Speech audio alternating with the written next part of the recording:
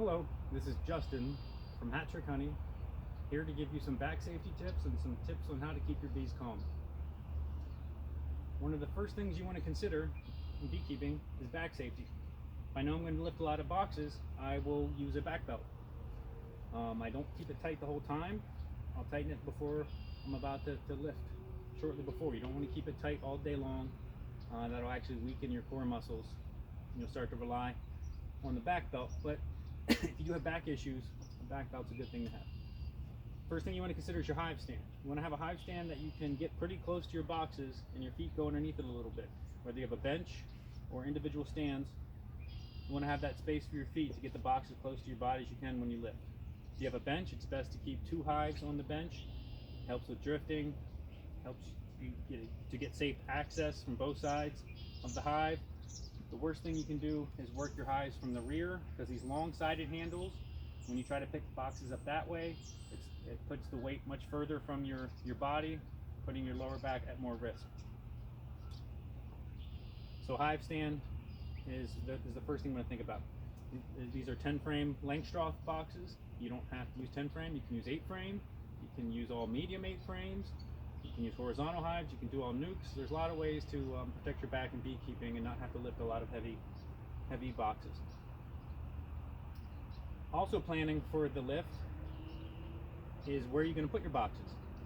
What I use is a spare outer cover and a spare deep to set my boxes on. A lot of people say you put it on your outer cover on the ground. That's real risky. It puts your knees at risk because you're crouching down pretty low.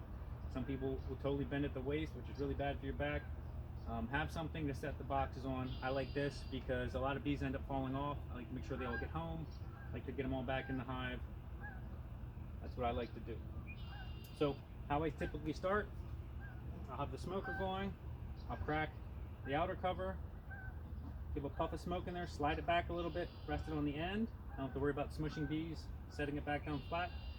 Puff in the entrance. You don't need to over smoke the colony. You'll hear them ramp up a little bit. They'll probably ramp that back down shortly. Take your cover off. Any bees on there, like to hit them off, hit them back. Like to set this in front of the hive often. Inner cover, crack all your corners, crack the propolis seals. Lift that up. Good time to clean up any bird comb. First inspection of the spring, you know there's going to be bird comb everywhere, right? Scrape all that off. I like the Italian Hive Tool. It's not as wide. It's about as wide as a top bar. So when you're scraping them off, you're less likely to chop any bees, maybe on the frames next door. Really like this tool. I use them both. Any bees on the inner cover, tap them off. You set this down. Maybe make a ramp into the hive. Got your first box here. I like to clean up the edges so that the inner cover will fit flat. Clean off the propolis, save it. Clean off the burr comb, save the wax. Usually I'll clean up the inner cover too a little bit, so everything will go back nice and flat. So you're prepping for the lift. Break all your corners loose. Make sure they all lift up. Sometimes they'll move themselves back down when you set it back down.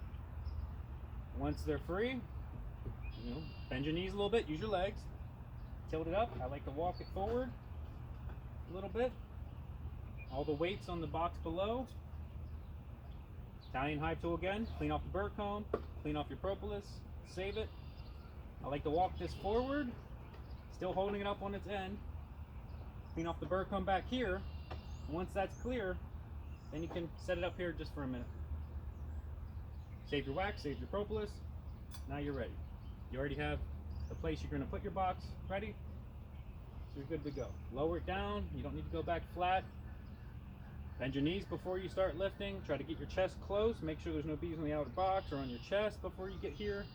That way you can rest your chest on the box, lift with your legs, take a step back, because if your feet were underneath the stand, you don't want to trip and stumble.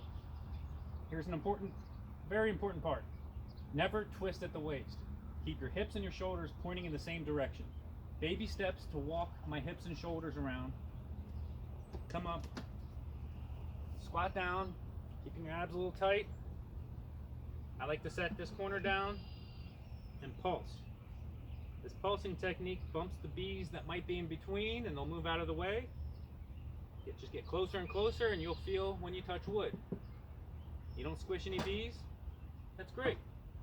I usually put the inner cover on here, especially during the dearthy months. Very important to keep other bees out of there. Sometimes I might put something over the inner cover too, like a little piece of wood or something like that. Now you're ready for this box. Prep for the lift. Break all your corners free because you want to inspect the lower box first. Break all your corners free, same thing.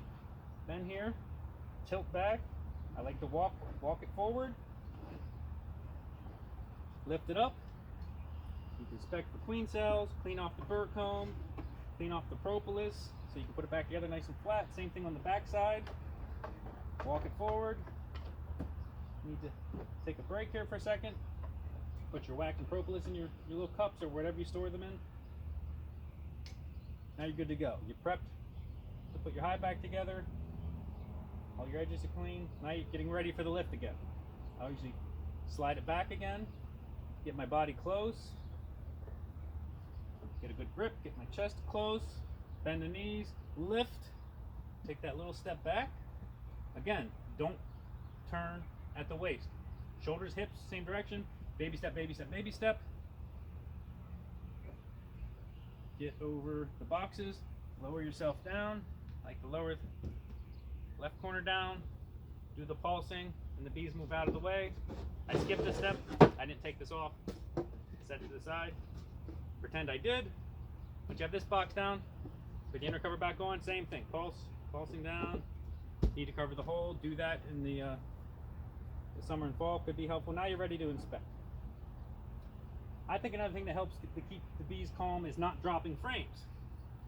A lot of beekeepers will set the frames on the bench, on the ground, on the hive stand, and they often will fall over, and they usually have bees on them, and it gets people upset. I like a frame rest. Another thing that I believe helps keep bees calm, I keep my introducer on all year round. Sometimes I'll open it up to the bigger opening, but in my opinion, it keeps the colony less defensive and calmer during inspection. So use your hive tool.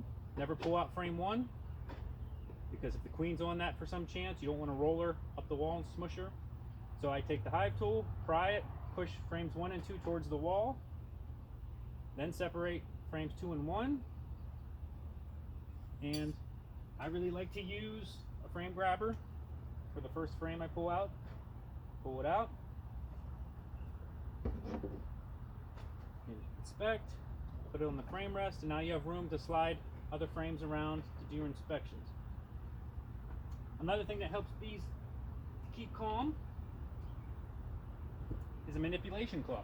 There's a metal rod in the bottom, metal rectangle in the middle, metal rod up here.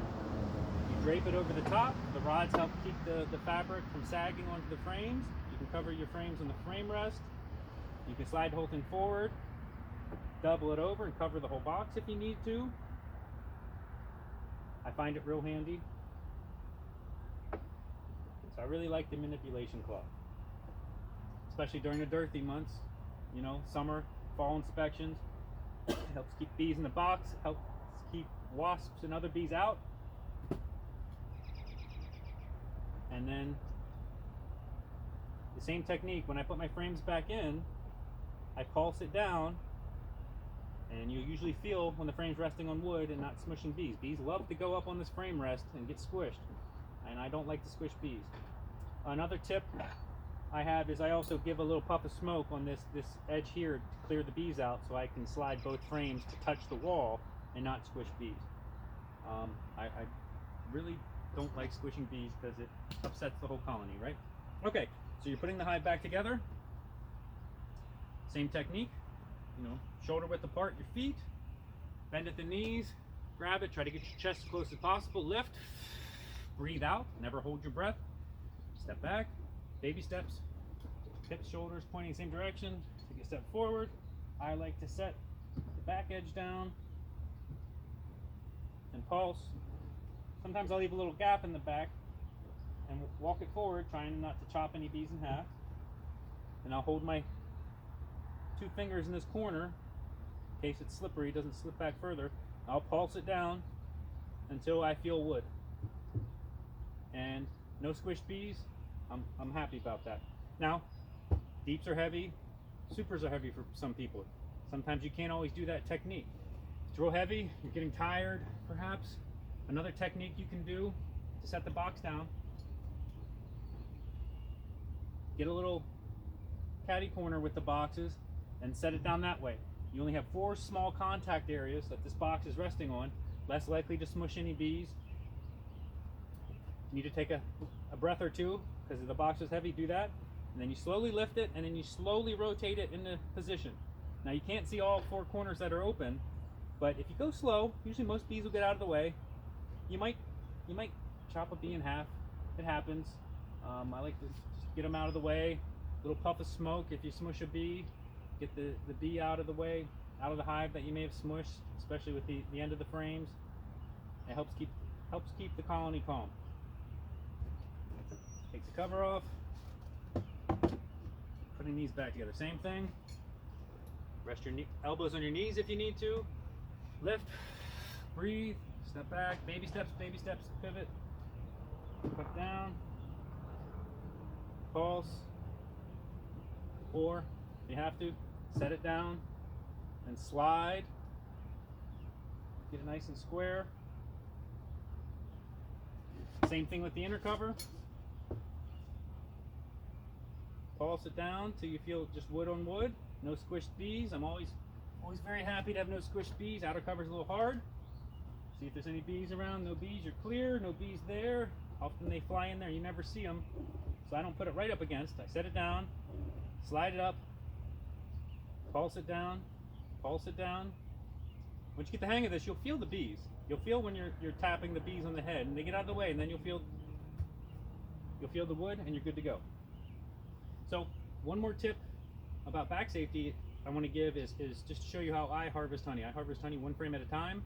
I'm not in a rush, and I think this technique works out really well. You know, maybe it takes me, I don't know, 5 to 10 minutes per super to clear. So you put your outer cover on the ground. Inner cover, you make the ramp. You know, try to have no bees on there to start, put them in the hive. And I'll have my box set up behind the hive.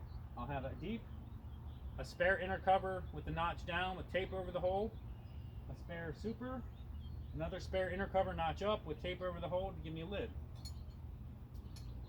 So I'll go into the honey super, same technique, prime apart, separate number 2. I usually look down on the side, make sure no bees are all over the wall, I don't want to smush them. I pull out the honey frame, check it out, I don't have bees on it. I like Dr. Vince Aloyo's tip when he's doing grafting. Hold the end bar, wrap it once or twice, and all the bees typically fall off in front of the hive. You can try at the other end too. Any bees that are still clinging on there, they can't hang on very good to capped honey frames, which is nice. But any bees that are still on there, flick them off down here. Flick them off. It's a bee brush. You don't brush with it, you flick with it. You brush with it, you roll the bees, makes them very mad. So flick them off. I come over here. If bees start flying back towards the frame, I'll circle it with my bee brush. It distracts the bees. They can't land on it. I'll move this. Moving the brush, the bees are concentrating on the moving object. They just lost focus. There's no bees behind the hive.